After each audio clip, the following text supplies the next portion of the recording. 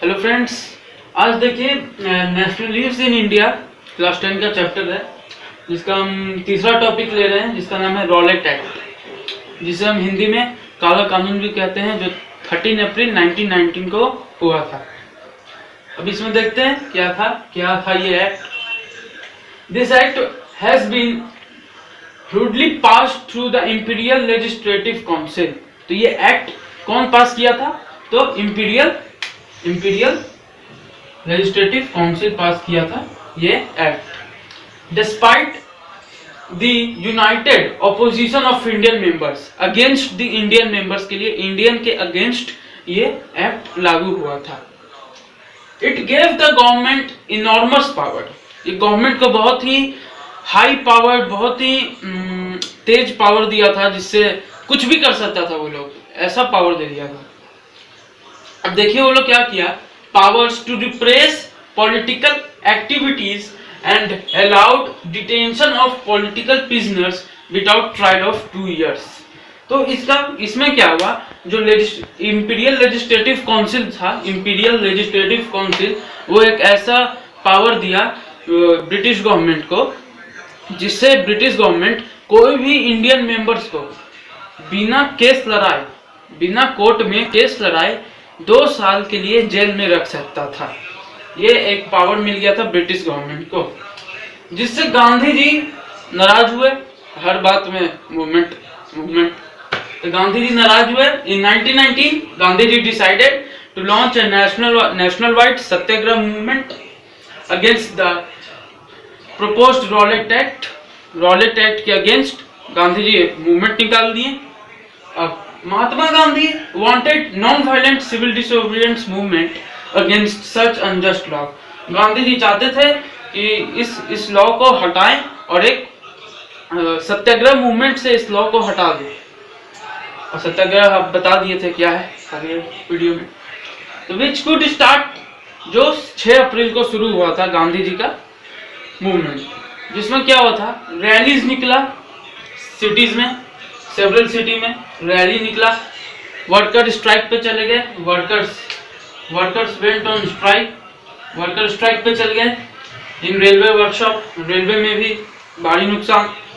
And shops way shut down, जो भी दुकान था सब बंद हो गया, जिसके वजह से ये हुआ मूवमेंट में गांधी जी करवाए।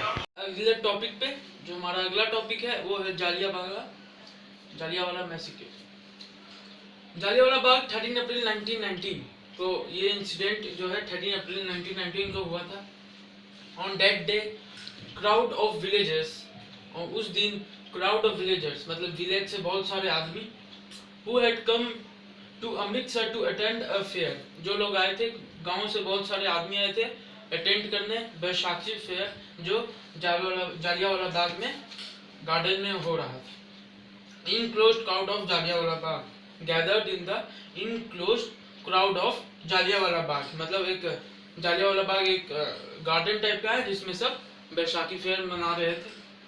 Being from outside the city, जो विलेजर्स थे वो आउटसाइड द सिटी से, विलेज से थे, तो उनको मार्शल लॉ के बारे में नहीं पता था। अब मैं आपको मार्शल लॉ क्या है वो मैं बता देता हूँ। मार्शल लॉ जो है वो ब्रिटिश के द्वारा इंट्रोड्यूस किया गया था अमृतसर में, जहाँ बताए थे, ब्रिटिश का कहना था कि एक साथ 4 आदमी एकजुट नहीं बैठ सकते हैं। तो ऐसा था। तो विलेजर्स थे, तो विलेज से थे, तो उनको इसके बारे में नहीं पता था, मार्शल लॉ के बारे में नहीं पता था। तो वो लोग क्या किए, बैसाखी फेयर मनाने जालियांवाला बाग आ गए। और वैसे ही पता चला जनरल डायर को। General Dyer enter the area, block the exit points, ताला वाला मार के ठोकना शुरू कर दिया।